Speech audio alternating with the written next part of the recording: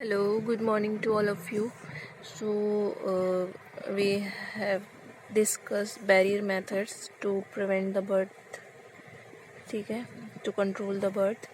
तो हमने कॉन्डोम्स और डायफ्राम सर्वाइकल कैप्स वॉल्ट्स ये मेथड बैरियर मेथड्स में हमने डिस्कस किए थे. नेक्स्ट मेथड मैं आपको बता देती हूँ spermicidal creams, jellies and forms. ठीक है, तो ये जो स्पर्मिसाइडल क्रीम्स होती हैं, जेलीज होती हैं, फॉर्म्स होते हैं, ये इन कॉन्डोम्स और डायफ्राम्स, सर्विकल कैप्स इनके साथ यूज़ की जाती हैं, इन बैरियर्स के साथ यूज़ की जाएंगी ताकि इन बैरियर्स की कॉन्ट्रासेप्टिव एफिशिएंसी बढ़ जाए. ठीक है, तो कॉन्ट्रासेप्टिव एफिशिएंसी जब बढ़ जाएगी तो फिर बर्थ कंट्रोल की जा सकती है. ठीक है, तो बैरियर मेथड्स में आपके ये सब आएंगे जो अब तक हमने पढ़े. नेक्स्ट आपका आएगा इंट्रा यूटेराइन डिवाइस, जिनको आईयूडीज कहा जाता है. थर्ड आपका ये है इंट्रा यूटेराइन डिवाइस. तो ये डिवाइस जो है आपके वेजाइना के थ्रू डॉक्टर्स, जो आईयूडीज होते हैं, इंट्रा यूटेराइन डिवाइस, ये डॉक्टर्स के थ्रू किया जाता है और डॉक्टर्स क्या करते हैं, वेजाइना के थ्रू यूट्रस के अंदर इसको इंसर्ट कर देते हैं, इन आईयूडीज़ को. अब वो आईयूडीज़ जो हैं वो आपकी 3 टाइप की अवेलेबल हैं आईयूडीज़, उनको हम डिस्कस कर लेते हैं. तो इसमें आपका और ये वर्क डॉक्टर्स के थ्रू ही किया जाता है, पर्सन जो इंडिविजुअल है वो खुद नहीं कर सकता. तो फर्स्ट जो आईयूडी है नॉन मेडिकेटेड आईयूडी होती है. नॉन मेडिकेटेड आईयूडीज़ में क्या होता है, ये आईयूडीज़ जो स्पर्म होता है उसकी फैगोसाइटोसिस की प्रोसेस हो जाती है स्पर्म की यूट्रस के अंदर ही. ठीक है, नॉन मेडिकेटेड आईयूडीज़ में आपका आएगी आईयूडी लिपस लूप. ठीक है, लिपस लूप के नाम से आती है. ठीक है, और इस लिपस लूप के अंदर ये कैपेबिलिटी होती है कि ये इस मान लो जैसे यूट्रस के अंदर स्पर्म अगर है भी, वहाँ स्पर्म रीच कर गया, पहुँच गया, तो स्पर्म की फैगोसाइटोसिस की प्रोसेस हो जाती है. फैगोसाइटोसिस क्या प्रोसेस होती है, जिसमें वो उस लूप के थ्रू एनगल्फ कर लिया जाएगा. ठीक है, उसको डेड कर दिया जाता है. सेकंड आपकी आईयूडी है कॉपर रिलीजिंग आईयूडीज. ठीक है, तो ये कॉपर रिलीजिंग आईयूडी का क्या स्पेशलिटी है, एक तो ये फैगोसाइटोसिस कर सकता है स्पर्म का, और दूसरा इससे कॉपर आयंस रिलीज होते हैं. ठीक है, इस आईयूडी से कॉपर आयंस रिलीज होंगे, जिस वजह से स्पर्म की जो मोटिलिटी है वो सप्रेस्ड हो जाती है. मतलब स्पर्म जैसे एक जगह से दूसरी जगह लोकोमोशन कर सकता है ना, तो उसे ही लोकोमोशन को मोटिलिटी कहते हैं. तो स्पर्म की जो मोटिलिटी है उन कॉपर आयंस के थ्रू वो सप्रेस्ड हो जाती है, और स्पर्म की जो फर्टिलाइजिंग कैपेसिटी होती है वो भी ख़त्म हो जाती है. ठीक है, तो इस कॉपर रिलीजिंग आईयूडीज़ में आपकी जो आईयूडीज़ हैं वो हैं आपके एक कॉपर टी, कॉपर 7 और मल्टीलोड 375.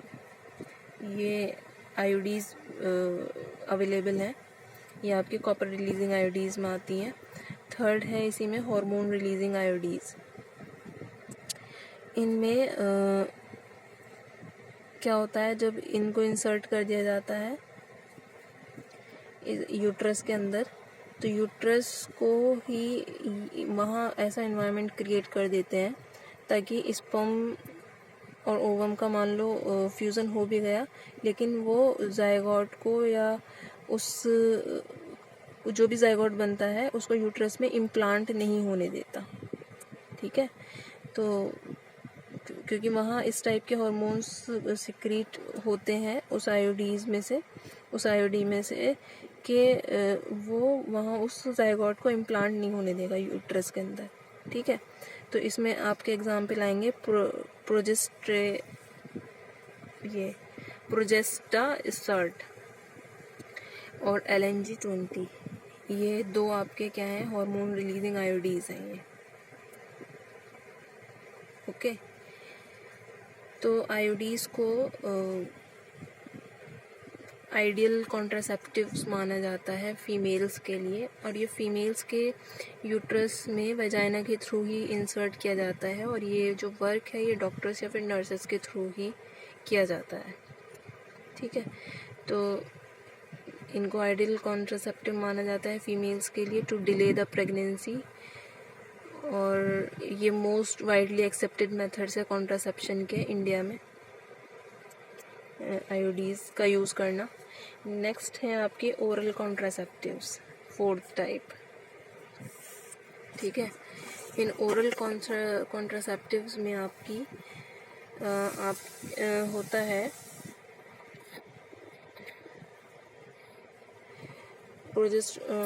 पिल्स, मतलब ओरल से आप समझ रहे होंगे माउथ के थ्रू इनटेक किया जाएगा। तो इसमें इनटेक किसका किया जाएगा, पिल्स का इनटेक किया जाता है बाय फीमेल्स।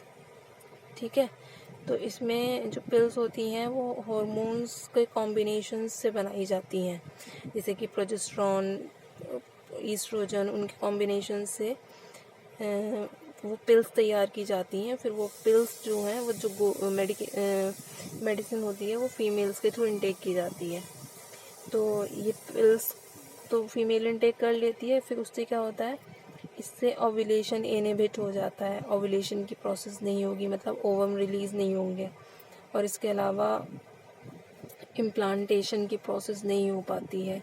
ठीक है, और सर्विकल म्यूकस इतना ज़्यादा हो जाता है जिस वजह से स्पर्म की एंट्री अंदर हो ही नहीं पाती है। ठीक है, उस म्यूकस की वजह से। इसमें ओरल कॉन्ट्रासेप्टिव में सहेली ओरल कॉन्ट्रासेप्टिव आता है, which is the new oral contraceptive for the females, and it contain the non steroidal preparation. इसके अंदर नॉन स्टेरॉयडल हार्मोन्स होते हैं, और इसको साइंटिस्ट ने डेवलप किया था at central drug research institute CDRI in Lucknow. ठीक है, तो ये जो होता है ये आपका वंस अ वीक पिल होती है, हफ्ते में एक बार ली जाती है, with very few side effects and high contraceptive value, और इसके साइड इफ़ेक्ट भी बहुत कम है और कॉन्ट्रासेप्टिव वैल्यू हाई है। ठीक है, सहेली, ठीक है, इसका कॉमन वो जो जिस नाम से मिलती है वो ये है। और इसके अलावा फिफ्थ अगर हम देखें, फिफ्थ मेथड, तो इंजेक्शंस और इम्प्लांट्स आते हैं।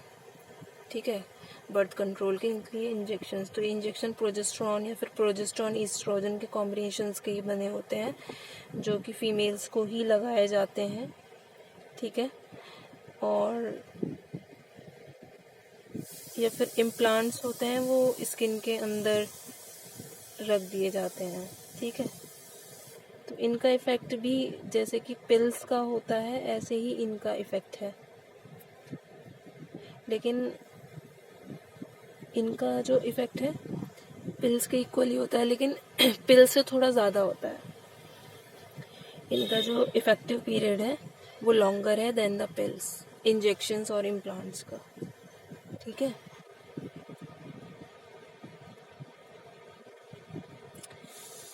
तो इस टाइप से ये, ठीक है, इतने मेथड्स हो गए आपके। मैंने आपको इंट्रायूटेराइन डिवाइसेस बता दिए, these are the contraceptive methods, oral contraceptives हो गए और इंजेक्शंस हो गए। नेक्स्ट हम पढ़ेंगे सर्जिकल मेथड, वो मैं आपको नेक्स्ट वीडियो में समझाऊंगी।